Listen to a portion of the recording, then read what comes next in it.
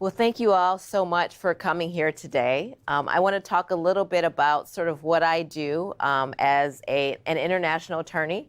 A lot of my work is in the human rights field, and I try to incorporate technology where I can with certain cases. When I first came to Afghanistan, I was sent there in 2008, and I was sent there for a capacity building program. One of my clients that I represented very recently is a young girl named Jade from Vienna. Jade was a 21-year-old girl. She was going to school, she was working, she had a boyfriend. Her family wasn't super happy about her having a boyfriend, but they accepted it to a certain extent. Once the boyfriend asked for her hand in marriage, her family accepted it, but only with the caveat that if Jade agreed to go with the mother back to Afghanistan, their homeland, to get the permission of her grandmother for his hand in marriage, then they would accept the marriage. So Jade was super excited, and she packed, and she went to travel to Afghanistan with her mother and her baby sister. And when they got there, they were met at the airport with her favorite uncle. And as soon as they get in the car, her uncle asks to look at her passport.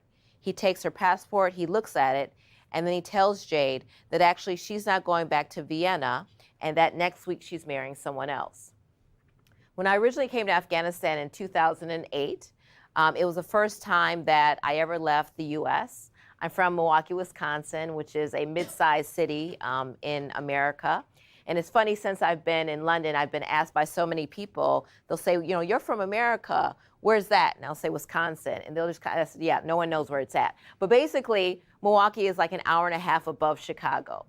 And so when I went to Afghanistan, it was my first time, like I said, where I needed a passport. And the first thing that I saw getting off the plane was this, were burqas. And for me, seeing a burqa for the first time was a very confronting image. It was very sad for me, scary, because you don't really know what's under that. And so originally, while I was sent there to capacity build Afghanistan, so I went there as part of this justice-funded program to train and mentor Afghan defense attorneys. Prior to going there, I'd been working in the public defender's office for almost 6 years, and so I was solely a criminal defense attorney. And frankly, me being hired for this job was completely ridiculous. I had zero international experience. I had not taken any international law classes in law school. I didn't even know where Afghanistan was on a map, frankly. And so it was just, I was sort of, you know, jumped in to go to Afghanistan to be this sort of reported expert in the legal system. And I was supposed to train the Afghan lawyers while also building their legal aid program. And so I thought, for me, the best way for me to educate myself on the Afghan legal system would be if I went to the prisons and I talked to and meet people and talk to them about their experiences within the court system. So I went to the prisons, and at that point in time in 2008, no one had ever gone to the prisons before, no foreign lawyers. And so oddly enough, I was given complete access to prisons in Afghanistan. I went all around the country, and I've talked to hundreds, if not thousands of people, just to understand how court was, what happened in court. And basically, my purpose in doing this was to be a better trainer to Afghan defense attorneys. And every single I talked to, not one person really told me how they had a fair trial. I was hearing repeated stories about how people were being tortured. I was hearing repeated stories about how people weren't allowed to speak in court, how they didn't have a defense attorney representing them. From this situation, I then decided to go to the trials just to see how law works in action. And so I remember going to a trial at Afghanistan's National Security Court. And this court is a court that's heavily funded by the US and the UK governments. And it's a court where purportedly they're supposed to send terrorists through. I'm sitting in court and I'm very excited. And this is the first time, to my surprise, that a foreign lawyer had ever went to an Afghan court just to sit there and observe. So as I'm sitting there, they open the door and these two police officers come, and in the middle of them is a man who's handcuffed with his feet, his legs, and his arms, and his hands and his legs are shackled, and he has a bag over his head. He looked more like a hostage than a defendant. The judges said that they wanted court to start, and as soon as court started, one of the police officers ceremoniously ripped the bag off his head, and that's what began court. The prosecutors then were asked to stand up to present their case. And the prosecutor stood up and he read from a piece of paper, his indictment. And basically in this indictment, he said that this man was a taxi driver and that he was driving in an area that has known terrorist activity.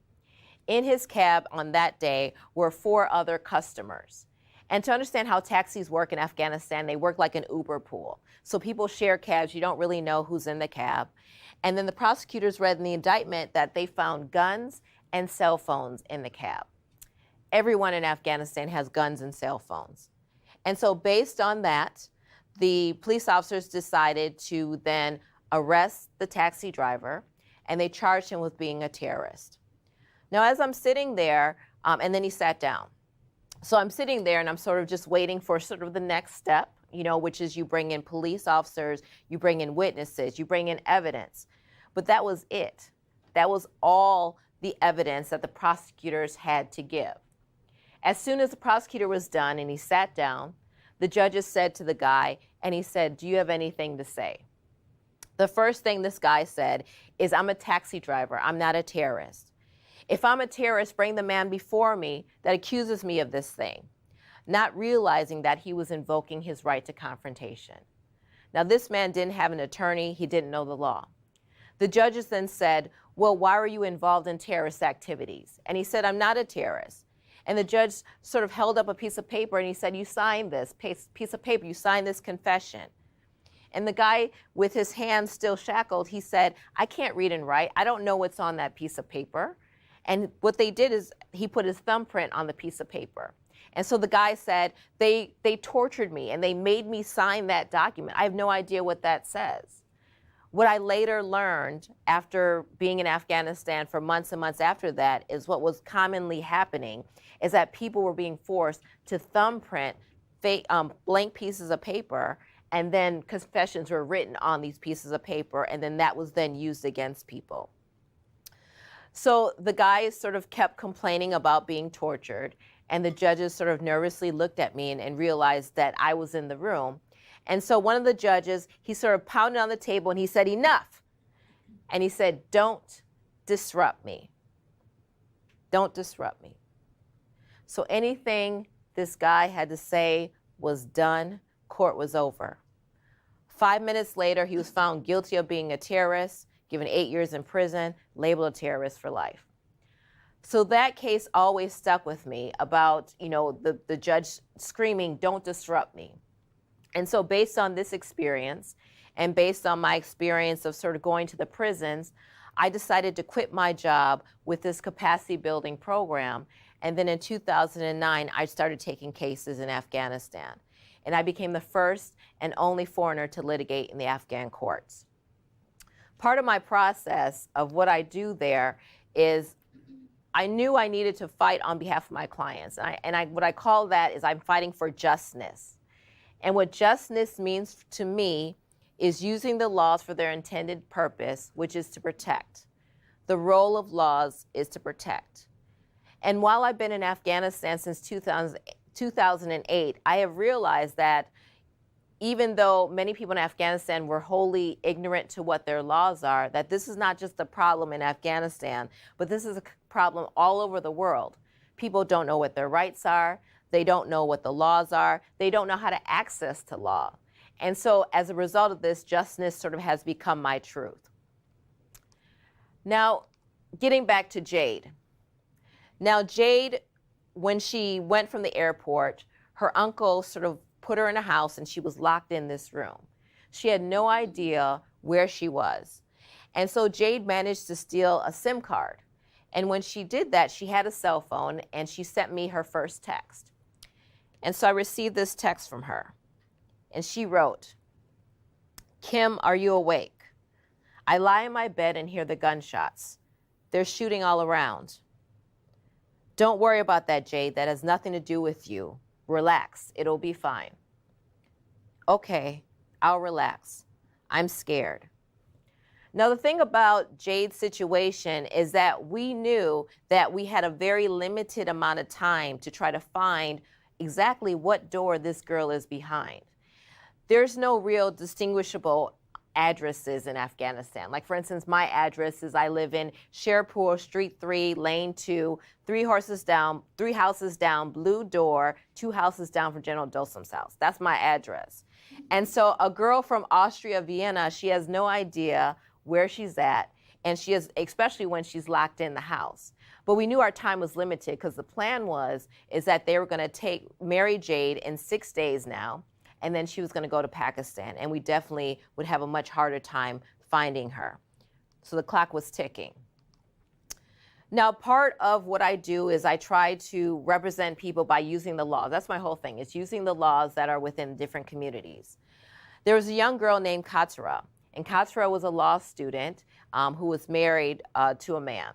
And it was actually an arranged marriage by her parents. The man that she married was a police officer, so her parents thought it'd be a good fit because, you know, they knew she wanted to go to law school and she's marrying a police officer. Well, anyway, while she was with her husband, he became very jealous about the fact that she wanted to go to school, and she wanted to continue, but he didn't want her to continue. And so he would routinely beat her, and Katra would routinely complain about this to her parents. At one point, Katra went to her mother's house to complain about it, and because she also believed in the system, they then went together to the police to report it. The police didn't take it seriously what she was saying was happening to her. He was beating her, he was slapping her, he was cutting her. And so they didn't bother to even write it down in a police report. Despite the fact that Katra's mother begged and begged and begged, she said, "What do I need to do in order to get you guys to write it down?" And the police officer said, "Come back when she's dead." So 2 days later, when Katra was at her house, she was on her way out the door because she was going to go to college. And before she left, her husband beat the crap out of her. She ran out the house and he chased her. And his uncle was there also, and he also helped the husband beat Katra. They found her in a field, and then they burned her body. They dragged her back to the house. They put a nail in her forehead, and they killed her. When her body ended up at the coroner's office, she had burns throughout. She had a nail to her forehead. She had cuts throughout her body, and they ruled it to be a suicide. And so Katra's mother came to me for the simple fact of wanting to know if there's anything that I could do to help in representing her. Now, up until this point, there was no victims that were being represented in Afghanistan. There they had a new Elimination of Violence Against Women law that's still intact, that allows for victims to be represented in court. And so we talked about possibly me representing the family in court. And in addition to this, because the police officers did not do what they were supposed to do, we also decided to sue the police. And so based on these interventions, we were successful in suing the police for their failure to act. And we were able to make sure that the perpetrators, that they were actually charged with murder and then convicted for murdering Katra, which was huge. It was huge in the sense that it showed sort of Afghan women and Afghan men that victims have the right to be represented in court. And it also showed people another avenue that they can take other than criminal charges in suing sort of an institution for failing to do their job. So let's get back to Jade. Now on Sunday, Jade sent me another text. The thing about it is that we weren't sure when she could text us. And so because she was hiding sort of the SIM card. And so she wrote to me and she said, "I think they suspect something." And I wrote back, "Focus on escaping, but cooperate with them. We're close. Okay? Okay." So 5 more days to go, and we knew we needed to do something. Now, the way that my practice works is that it's a private for-profit international law firm. However, about 30% of my work is pro bono human rights cases. And so I consider myself to be a global investor in human rights. I invest in human rights, and I invest in human rights with my time and my efforts to represent people pro bono that are in very vulnerable situations. Some of those people that I represent and that I get involved in their cases have involved immigration issues. A couple weeks ago, there is a Uyghur man who was in the Qatar airport in Doha. And so basically this man, he was going to be deported back to China by the Qataris. So what he did is he put out a 30-second video asking and begging for the world's help. Now the Uyghurs, there's about 12 million Uyghurs that are reported to be in China. And basically the Uyghurs are part of the minority persecuted Muslim class. What's been happening, or what's been reported to happening, is that the Chinese government has been taking Uyghurs out of their homes or wherever they are and are illegally putting them into these camps, these re-education camps as they're calling them. And in these re-education camps, it's been reported that people have been injected with medications. They're sterilizing the men and women, it's been reported. People are losing their memory. They have no idea what the government is putting into their systems. And what often happens is that even though we enjoy our technology, what's happening is that if police are not seeing Uyghurs with cell phones, where they're stopping people indiscriminately and asking to look at their phones. And if they don't give up their phones, then they're detaining them for that. And even if they give up their phones, if they see something on their phones that they think is suspicious, then they detain them for that. There's been sort of indiscriminate laws that have been put into place in different communities in China against the Uyghurs, where they're not even allowed to congregate so many people because they're afraid that they may be, worshiping, but legally sort of practicing their religion. And so this man put out this video while he was at the Doha airport begging for the world's help. And actually, when I got the call on this one, I was watching Lion King with my daughter, which was a good movie. And, it was a Friday, and we knew, or we believed, that if he were sent back to China, the chances of him being persecuted were pretty high. And so we were trying to convince governments to take him, to be kind enough to take this man, because it's pretty clear, and I think we had a clear argument that he would probably be persecuted based on his religion if he were forced to return to China. And so in addition to it being Friday, the problem is, unfortunately, a lot of countries are just not as kind to refugees as they once were. There's over 70 million people who are displaced persons on this earth right now. Often what I've seen is that people are not trying to run towards something, but they're trying to run away from something. They're trying to run away from war. They're trying to run away from persecution. And most people don't want to really leave their countries, but they want peace. They want the right to live, and everyone should be entitled to that. And so Mr. Abdul-Kil was concerned that his freedom was going to be interrupted if he were to go back to China. He was working in Pakistan at the time, and while he was working in Pakistan, that's when he was recalled back by the Chinese government. Because he didn't go back to China, he owns a business, he was trying to shut down his business. And so because it took a little bit longer than the Chinese government wanted it to, he actually got a phone call from his sister. So sister calls him just to check on him to see how he's doing, and she's in China. And she's asking him, when do you think you'll come back to China? And he says, well, I'm trying to shut down my business. I'm trying to be there as soon as I can, but I have to transfer some things, whatnot. And then she says, hold on. She hands the phone, and a man's voice comes on the phone, and it's the police. And the police basically tell him, they said, you should probably get here pretty quick because it will be better for your family if you do.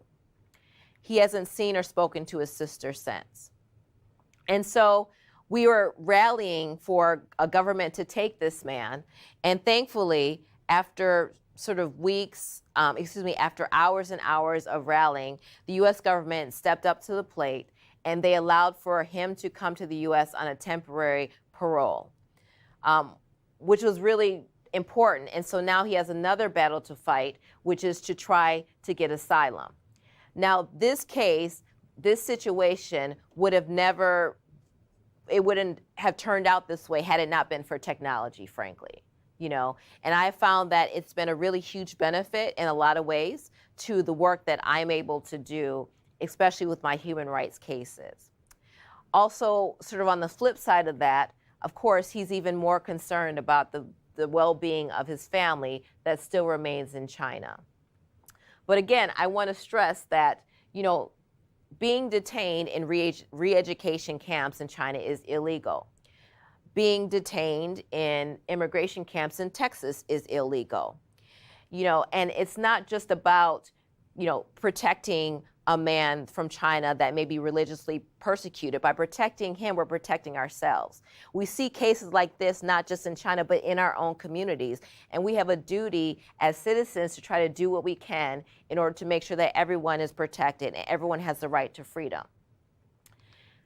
Now, on Tuesday, I was really concerned about Jade.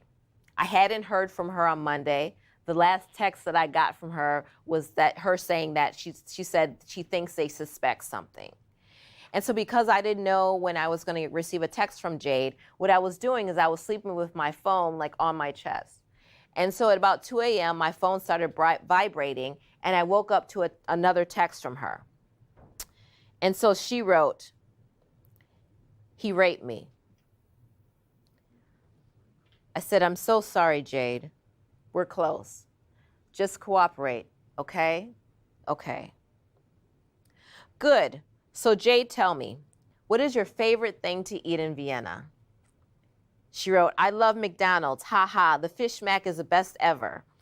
You will not believe me, but I eat so much and I'm only 46 kgs. Okay, Jade, I have a promise to you. I'll buy you as many fish mac meals in Vienna when we get there. I think they suspect something. We're close." Now, we knew the clock was ticking, and we didn't know where this girl was. We were trying to have her do things like we were trying to have her drop pins on Google Maps to try to figure out where she was. That wasn't working. We were trying to have her look out her window to describe sort of the neighborhood. That wasn't working. But we knew that we only had 4 precious days to really try to figure out where exactly this girl was. Now, part of my practice, it is an international practice. And what I'd like to do is I like to litigate within local courts. And I like to litigate the laws within the local jurisdictions to show people how the laws can work for them. To me, litigation is an art. You know, it's my craft. It's not just about having the written law, but about understanding how to argue the nuances of the laws. And frankly, if the laws don't say what I want them to say, then I try to I can always find a law that'll say what I want it to say, and then it can argue that point. So on Wednesday, I needed to travel to Cochabamba, Bolivia, which is more than 14,000 kilometers away from Afghanistan. I didn't want to tell Jade that I was going because I didn't want her to lose her nerve, but I had a trial that was waiting on me that Friday. And so on Wednesday, I wasn't sure, I didn't want to tell Jade that I was going there. So on Wednesday, I sent Jade a text. And I said to her, I said, "Is this your door?" She said, "Yes." I said, "Can you leave today?" She wrote, "They have someone at the front door at all times. They want to take me to Pakistan." Okay, relax. We'll figure it out. There's a car outside, and they'll wait for you as long as they need to. Okay? Okay, I'm scared. You'll be fine. So I was going to Cochabamba, Bolivia to go represent a Bolivian doctor who was the first female forensic doctor in Cochabamba, Bolivia. And basically, years back, a man owned a foster care home. And in this foster care home, there were 6 girls there are many girls, there are many boys, but there were 3 girls under the age of 6 who accused him of sexually assaulting them. The prosecutors got the report, and so they hired the doctor to do an examination of the girls, to talk to the girls. And so when she went and talked to the girls, she agreed that they probably were sexually assaulted, and she testified on their behalf. And the man was eventually found guilty of sexual assault of a child, and he was given 15 years in prison. 3 years after this court case, there was a new prosecutor in town. And basically, he went after my doctor, saying that she gave false testimony in the case involving the girls. Now, it's important to note that none of the victims recanted. None of them changed their stories and said they weren't sexually assaulted. But the reason why the prosecutor was going after my doctor is because there was a psychiatrist, a male psychiatrist, that was going around saying that if you're 6 years of age or under, and if you're raped, you'll die, or you'll be permanently medically damaged. So the fact that none of the girls died or had any permanent medical damage meant that they were lying, and therefore they couldn't have been sexually assaulted. And she was looking at 8 years in prison for that. And a lot of my cases have like a wider implication. And so this was a big deal, because it wasn't just about if she was found guilty. But let's just say if she was found guilty, what would that mean for the community? If she was found guilty, then she has to go to prison. But that also means that any kids that were 6 years of age or under that were sexually assaulted, really, if they didn't die, there's no point in reporting it, because now you have this case that says it can't happen. And so one of the arguments that we were going to make in that sort of, we made in the community is I said, you know, pedophiles around the world should take a one-way ticket to Bolivia, because it'll be okay to rape your children. And that is going to be what's going to happen if she's found guilty of this offense. So I was preparing for that trial in Cochabamba, Bolivia. Now, while technology has been a huge benefit to what I do, especially with my human rights cases, it can also have, obviously, its cons. And so technology has been used to discredit me and some of the work that I do and some of what my clients do. It's been used to try to get me arrested. This happened in Cuba as a result of my being tracked with my different accounts, and they were able to find me. I went down there to represent a graffiti artist who was being illegally detained, and then I was arrested, and obviously I got out.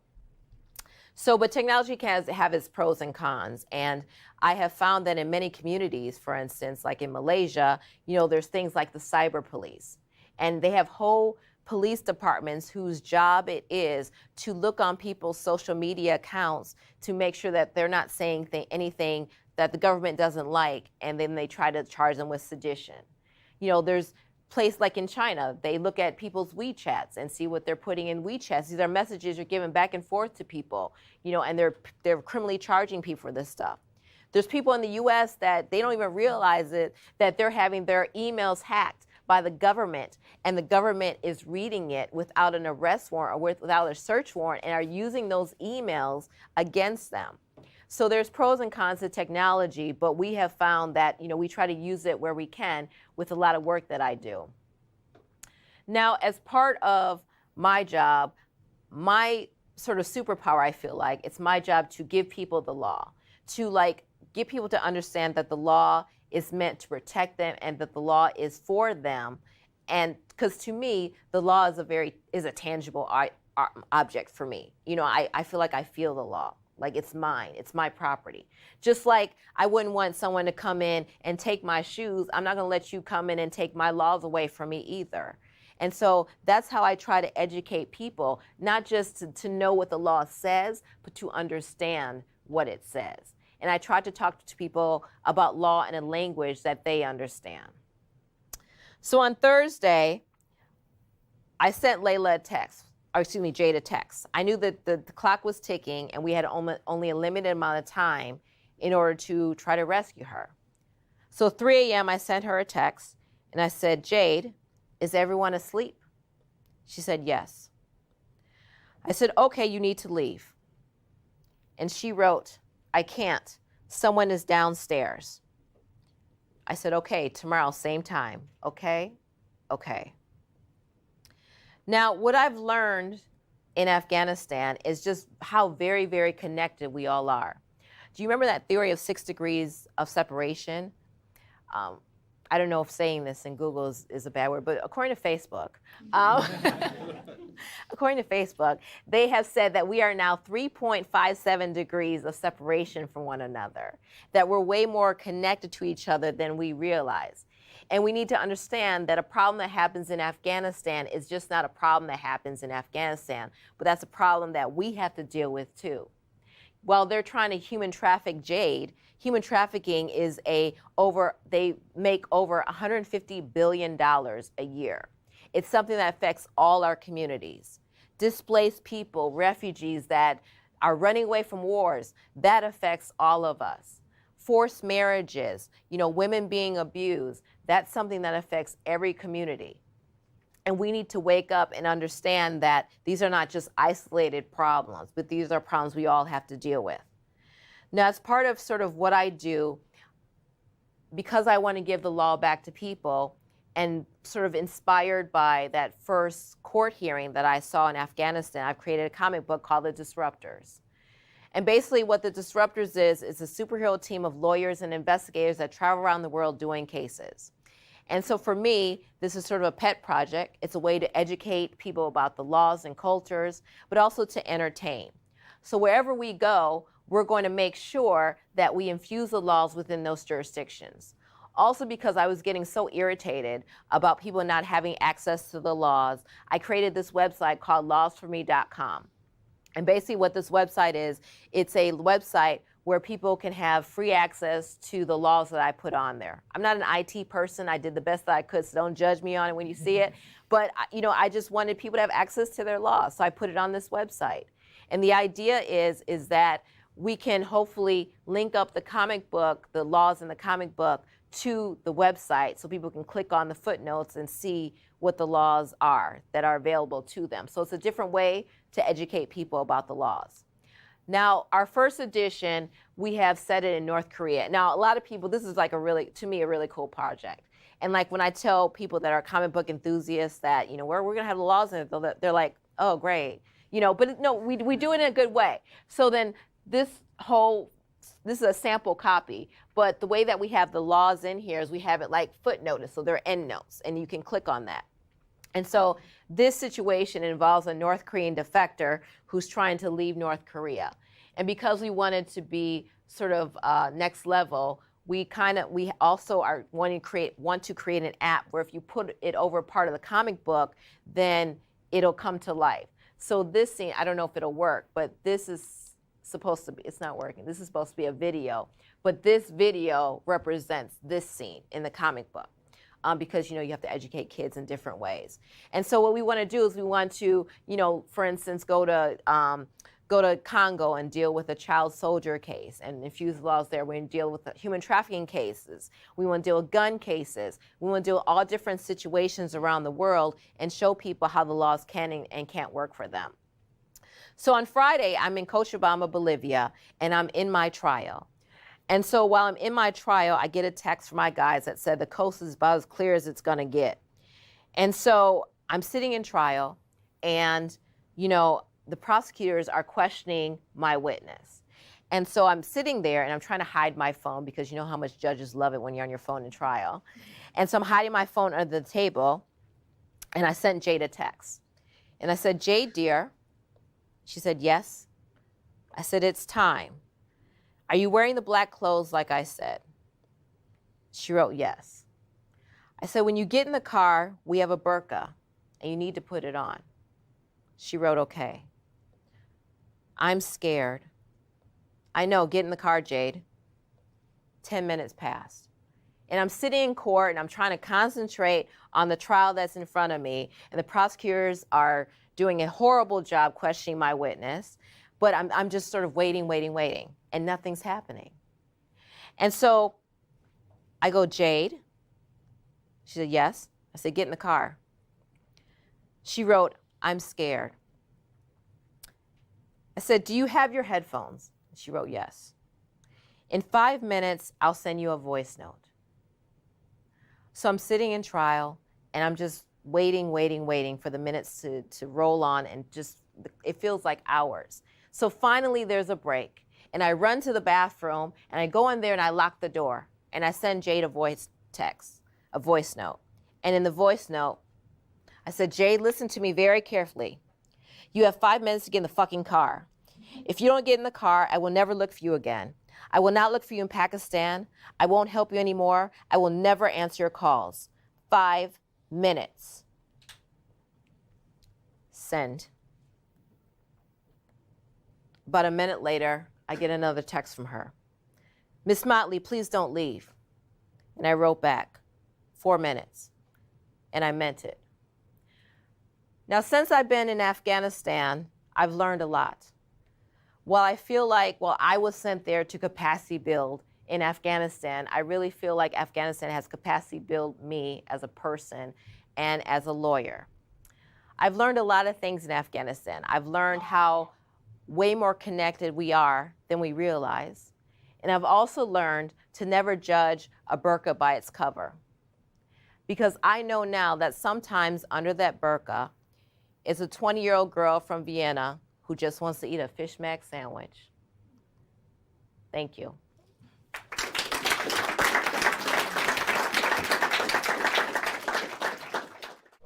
Hi, my question for you is, how do you protect yourself and your team? Because all of that was like so harrowing and horrific and terrifying, and what you're doing is so important, but I'm sure there's people who oppose what you're trying to do in these regimes and in these like jurisdictions. So yeah, how do you protect yourself and your team? That's a good question. You know, it's difficult. There's no real, we don't have sort of a manual. We sort of work as we go. But we do things like we don't tell people, we don't share our movements with people. When I'm in sort of tricky countries, I don't put on social media where I'm at. For my team in particular, we use aliases. We don't tell people where we are. There's people that work for me that have no idea where my office is. That's intentional to protect them and to protect me. And sort of we use different people for, people know different things. Everyone doesn't know the whole story. So I'll know the whole story, but that's a means of protection because, people can be arrested or tortured for information. And so it's not an exact science, to be honest, but I can say that for, the almost 12 years that I've been doing this, we've never had anyone physically hurt on the team. No one's been arrested other than me, and so it's worked out, basically. Thank you for the talk, by the way. I guess my question is, when you're out in different countries and you're going through these cases and you're going through these trials, do you see that the decisions from these trials are becoming case law, common law, or are you still fighting on a case-by-case basis? And if so, what kind of toll does that take on you? Because you're going to go back and do the same thing over and over again. Yeah, that's a really good question. I mean, for a lot of, for instance, Afghanistan and a lot of jurisdictions, they're a civil law system. So it isn't about building case law. Although I do try to promote good case law. The problem with, for instance, promoting, case law generally in different countries is, for instance, for every one good decision in Afghanistan, there's 10 horrible decisions. So I don't necessarily want to promote case law, but it is pretty much like that, where when I have a case and it is case by case. But for those decisions that are good decisions, what I'll try to do in order to educate the public in the best way that I think I can is I will contact, the local media to make sure that they write on it, they have radio reports on it, that they have TV interviews on it, because that's how it can sort of make it to the people on the ground, which to me, that's what's really important. Or I'll go to the bar associations, I'll talk to the different lawyers, and I'll write sort of the decision, I'll share it widely. So that's what I've tried to do, in order to share it widely, the good decisions, because you're right, it can be a lot case by case by case by case, but I have found it to be effective, and I have found in certain situations that people will take sort of the blueprints that we set to help sort of represent their clients, if that makes sense. Mm-hmm. First of all, I'm very grateful that people like you are here, so thanks for that. And the other thing I wanted to ask you is there anything that we as non-lawyers can do? For example, I do sometimes share Facebook messages, but I don't feel it's very helpful. Is there anything we could do? I don't know, Sunday or, contribute? Oh, definitely. I mean, I think there's a lot that you guys can do. I think, like for instance, in Jade's situation, I think it'd be really cool to really create an app to help fight against human trafficking. And because I've been involved in several cases like this, there's certain things that I know that would be helpful to have in the app, where people can maybe share their travel plans. They can have, drop pins. They can put text. It's sort of protected against other people, because I find that especially for like the younger people, they understand the technology. But a lot of times the people that are taking them, they're older and they don't understand the technology. And so they may give that person a phone, not like they had no idea that she was contacting me. They had no idea, what we were doing. And that's why they felt comfortable giving her a phone, because they're like, well, if we want to contact, if her family members wanted to contact her, they wanted a direct line, so it was easier for them. So I think creating apps like that, I think would be really, really cool. I think one thing that I see that I think would be really helpful is I see that a lot of problems that people have in the world is because they're essentially stateless, like they're not allowed to have an identification, And for a lot of countries, like for instance, Afghanistan, just think about everything you do with our identification. You can work, you can go to school, you can travel. So I would love it to partner on trying to figure out how we can get women and girls their identity back, and give them identification. Because in a lot of countries like Afghanistan, in order to get it, you need to have a man's permission.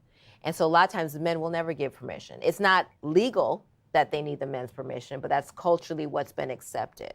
So frankly, what my plan has been is, why don't we try to get women in prison their identification cards?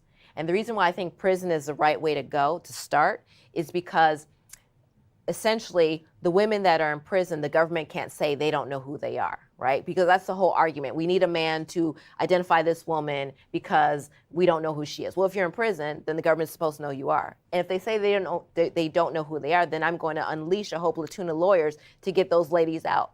So then you'll win that argument. And then you get those ladies their ID. Then you roll it out to the women's shelters. Same argument. The women's shelters, by and large, the government puts them there. And then once you get the women in their shelters their ID, then you roll it out to the general population. And then the argument becomes, oh, women in prison get our ID, but I can't. And you'll win that argument, right? And essentially what you'll do is you will inevitably have more women going to school, more women working, more women, and then also creating it as an electronic ID. Too, I think is very important, because you get situations like Jade's, where they tear it up and they destroy it. So we need to create sort of identification so people that are trafficked or just general public, it cannot be destroyed. If that makes sense. Mm. Thank you so much. This is so impressive, and I think really brave work. What I like when you said that it's practicing the law for you is like an art, and you go to so many different countries, and then you try to understand the local culture, the local customs, but obviously lost in translation can be a problem as well. So I was wondering how what are you doing about that specific problem? Well, I mean, in terms of wherever I go, if English is not the primary language, then I'll hire translators that'll work with me. And for me personally, I have found the best translators to be those translators that went to school with English as their major. That's the translators I choose. Some people, they want like lawyers, but then I find that they try to be lawyers, and I'm like, no, I just need you to translate what I say. But I do try a lot to collaborate with local attorneys, because it's a good way for me to be taught, and it's a good way for me to teach, because it is a group effort wherever I'm at to represent people. Yeah, so we were just wondering, for Jade's case, how did you manage to get her out of the country, one, and also how did you locate the house? So Jade was, even though she was in this room and it was a family house, her cousins were coming in to visit, her kid cousins. So we advised her that when your cousins come in, when they go outside, ask them, what do they see? So they would go out and play, and they would say, oh, there's this school or this. And so she was doing that for a number of days, and that's how we tracked it down. Now, Jade's case was a little bit tricky because, I'm not a cowboy, I'm an attorney, and we try to do things very safely. What made it even trickier in Afghanistan, because we were thinking, okay, should we get the police involved or shouldn't we? The problem, which ultimately we decided that we should not get them involved. And the reason being is because even though it's illegal, a lot of ladies have gone to prison for running away. And so it very well could have happened that if we got the police involved, that they would have definitely made sure that she stayed in the house. And so ultimately we decided that it wasn't a good idea. So, and those were actual text messages. So once Jade came into the car, because I really did have to yell at her, because it wasn't just about her physical confinement anymore, she was being psychologically confined, you know, and I knew she had to get over that hump. And we had people outside the house that we knew, because we were counting, right? How many adults are in the house, how many kids. So we knew, based on people that were coming out of the house, that there was like 2 adults in the house. And so what she did is she played a game of hide and seek, and she told the kids, okay, because it's like, she's like on the 4th floor. So she was like, okay, let's hide. And she was telling the kids, you know, close all the doors to the stairs and then we're gonna hide. And so that's how she ran out the house. And so we did put a burqa on her, and then I did have her in a house that, you know, no one knows, with my people. And then days later, after this trial, I was back in Afghanistan, and then I was working with the Vienna government in Pakistan, because they don't have an embassy in Afghanistan, got a visa, and then I took her to Vienna. Thanks so much for your work and your talk. I'm wondering, in a lot of countries, it seems like there's structural circumstances that just prevent a fair trial in the first place, like a biased judge, for example. I'm just wondering, does it feel like you're running up against a wall in those kind of trials, or how do you cope with that? When I fight a case, I fight it from a legal standpoint, and I cite the local law. So I don't come in and, like, for instance, if I'm representing a woman that was raped and she's being charged with adultery, I don't come in and say, well, it's immoral that, you know, I use the law to fight the cases. And I have found that to be really, really effective, which it seems like it's no-brainer, really effective when talking to judges and talking to prosecutors.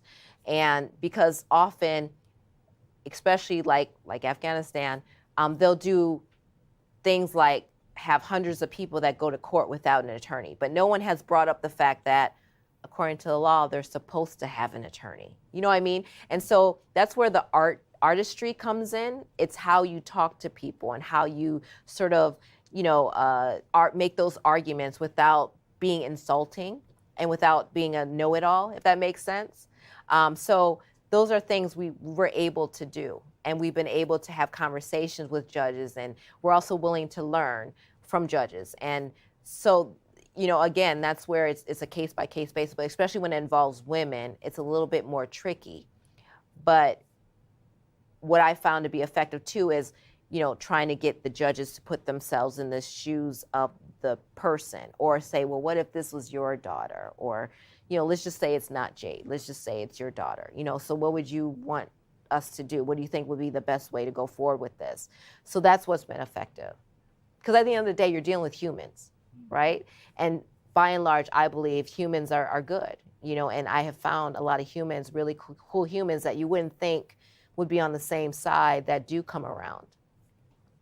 Again, like everybody, you know, I just want to thank you for coming and sharing with us your story, which is very inspiring.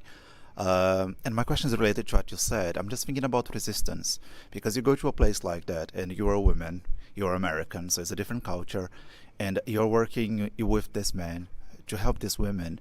How do you make them listen to you? Because I'm sure for some of them, they would be thinking, yes, you have a voice, but your voice is not the same as if it was coming from another man from this culture. So how did you overcome that? Not just in Afghanistan, but in Bolivia or any other country for that matter. Well, I mean, I've heard the saying that there's a reason why you have 2 ears and 1 mouth, because you're supposed to listen twice as much as you talk. So a lot of it involves me listening to what is being said. That's really, really important. Frankly, I've also found that being a foreign woman has been a real asset in a lot of countries, especially in Afghanistan. And I think it's been an asset because if I were a foreign man, for instance, I represent Afghan women, Afghan men, you know, foreign men, foreign women, whatever. If I were a foreign man, there's no way they would let me represent an Afghan woman, you know. But I can represent an Afghan man, and it's not a problem. So I feel like I get to see everything. And this is the case with many cultures. And I find that especially in cultures where it's very misogynistic, I sort of do things that are considered what a man would do. You know, like for instance, I look men in the eye, I shake hands, I choose to dress the way that I choose to dress. I don't ask for permission to, you know, wear something or don't wear something. That's helpful. And I think generally speaking, especially like in countries that are very male dominated, because it's so weird what I'm doing and who I am, I think they're just curious. People are curious. And so that's why I'm sort of allowed to be in these spaces, if that makes sense. Thank you very much for coming. It's been a wonderful talk.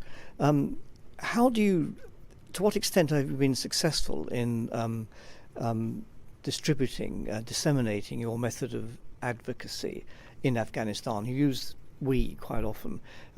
Obviously, your effectiveness in the long term must depend hugely on how many people you convert indigenously. How is that progressing? Well, you know, I've been in Afghanistan since 2008, and I've won every case.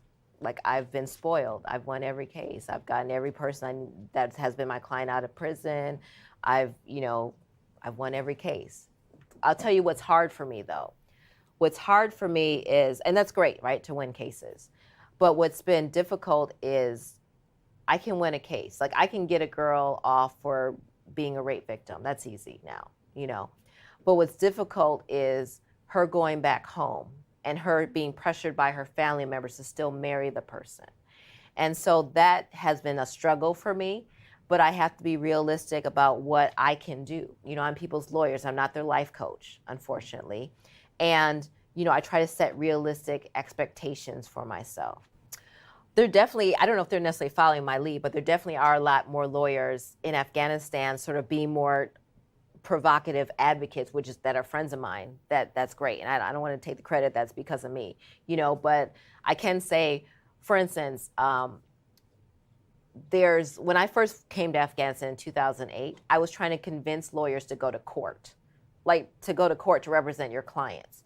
A couple months ago, I sort of do these informal trainings, and part of my informal training is I tell people, bring your cases and let's try to talk about what's your strategy. Let's do strategic litigation. Let's set this up. A couple months ago, I did a training there on DNA evidence, which is amazing. And it was like to 10 attorneys and 9 of them were women. That's amazing to me, you know, and they're just real. And that was unheard of in 2008. I had to convince people to go to court. You know, I was having arguments with people like, you have to go to court. And so I do see a lot of really positive progress with other attorneys that are advocating for people, that are showing up to court. But frankly, I mean, it still has a long way to go, but you have to start somewhere. I have, as a result of some of my cases where I've represented victims, where no one's representing victims, now we see other attorneys going to court representing victims. So I do see things have sort of progressed positively in a lot of ways within the legal system, which is good. We're very, very thankful for you to come out here and speak to us about the amazing work you're doing. So we'd like to give you another round of applause. Oh, thank you. Thank you.